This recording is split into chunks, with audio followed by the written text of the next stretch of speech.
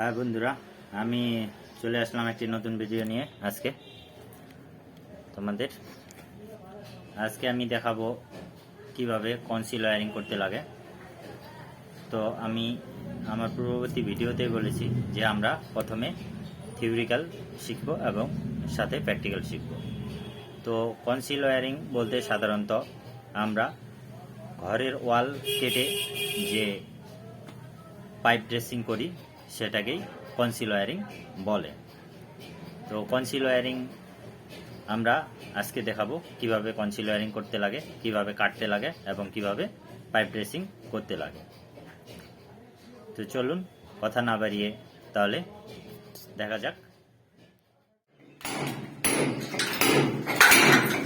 আপনারা দেখতে পাচ্ছেন আমরা এখানে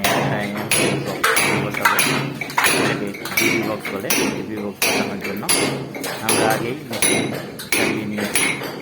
এখন কীভাবে ছাড়তে হবে দেখতেছেন আপনারা।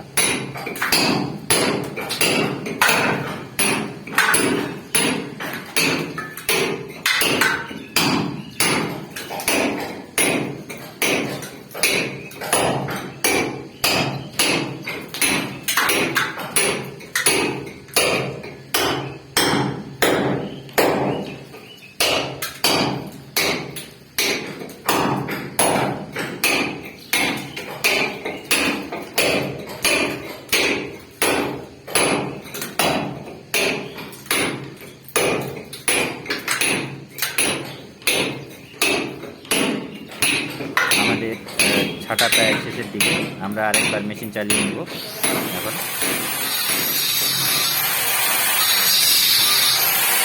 আরেকবার আমরা মেশিন চালিয়ে নিচ্ছি।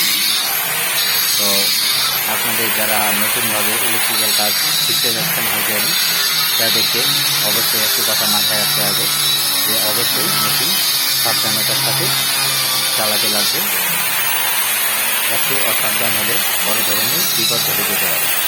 তাই খুব সাবধানতার সাথে মেশিন চালাবেন আপনারা।